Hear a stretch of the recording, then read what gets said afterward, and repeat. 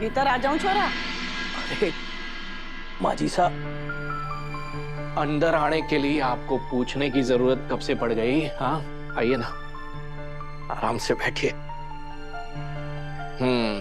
हाँ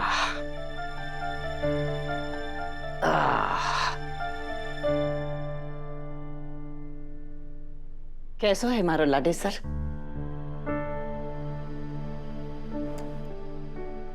ठीक हो? ये देख, थारे वास्ते मेवे के लड्डू बनाकर लाई हूं। खावे गो तो शरीर में ताकत आ जाएगी। ले, कैसो लगे? स्वादिष्ट। माजी साहब, आज बहुत दिनों बाद तारी गोद में सर रखने का मन कर रहा है। आजा छोरा।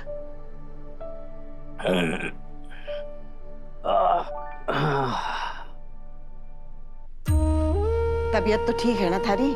बिल्कुल ठीक हूँ मैं माजी साहब, परेशान होने की कोई जरूरत ना है। बस ठीक ही रहना छोरा, नहीं तो थारी मासा बीमार हो जाएगी। ये क्यों बोले हैं माजी साहब? तबीयत खराब हुए थारे दुश्मन की?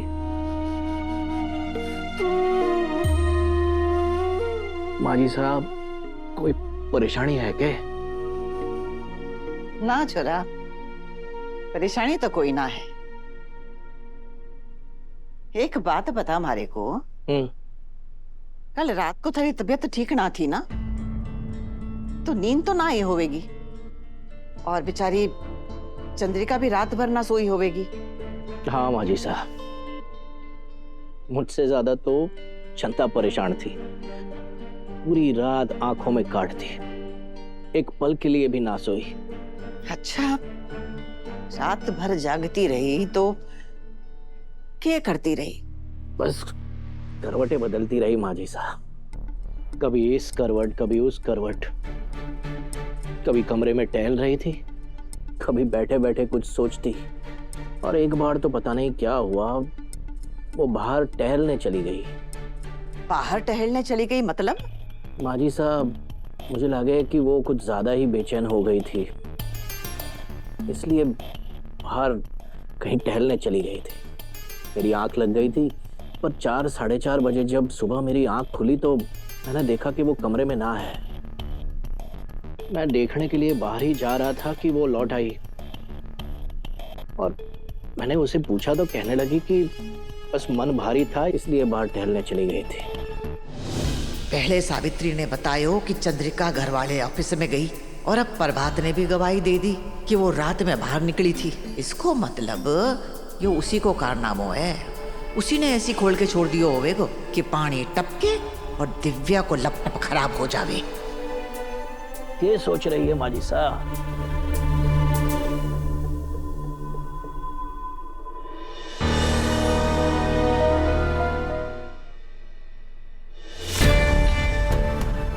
क्या बात है माजी साहब, सब ठीक है?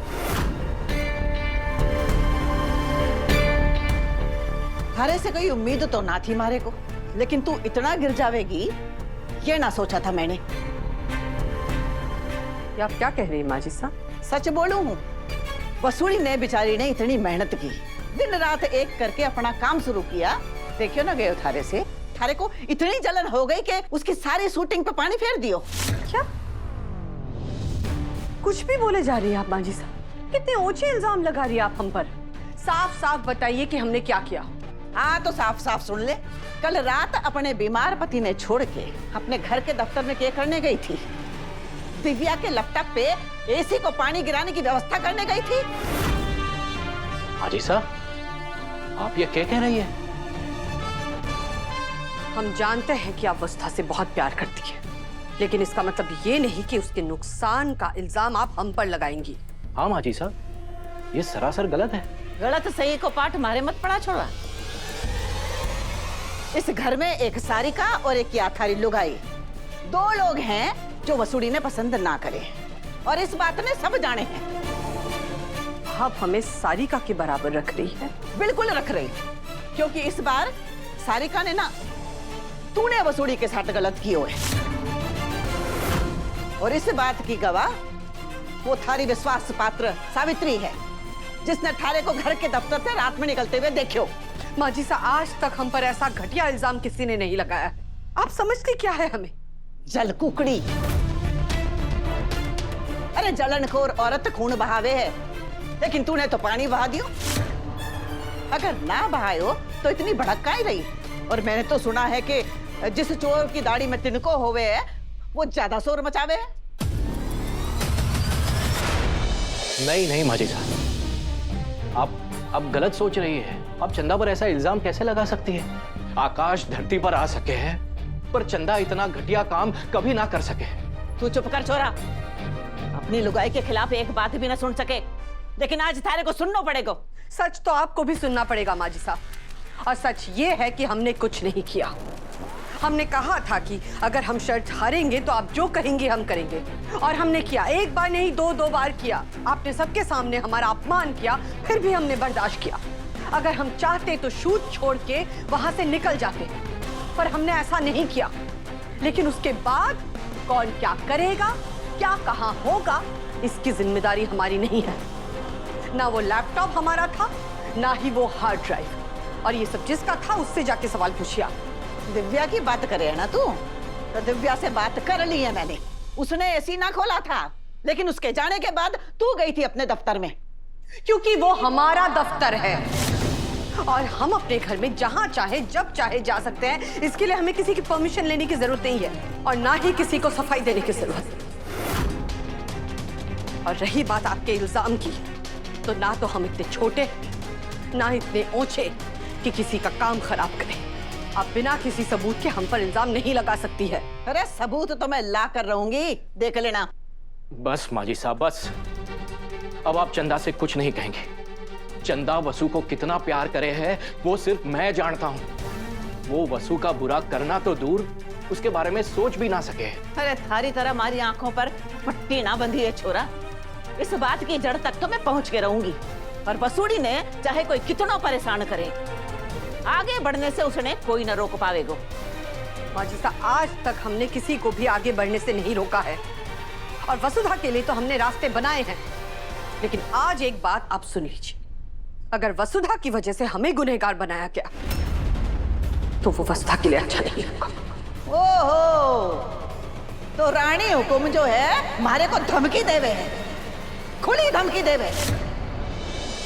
तो फिर देख लेना कि वसुड़ी की दादी सा अपनी आखिरी सांस तक लड़ाई करेगी उसकी खातिर। तू एक बार जंग छेड़े कर तो देख। बाजी साहब, ये भगवान, चंद्रा अब ये कहां चली? चंद्रिका! वसु, इन सारी बॉटल्स में लीकेज है, और ये वाला स्टॉक फिर भी ठीक है। हम इसे मार्केट भेज सकते हैं।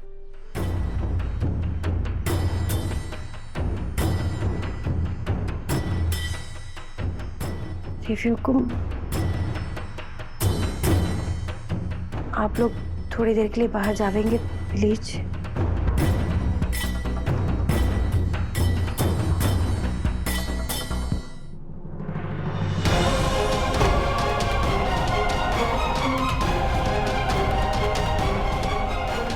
क्या तुम्हें भी लगता है कि हम तुमसे जलते हैं? इतना जलते हैं कि तुम्हें बर्बाद करना चाहते हैं?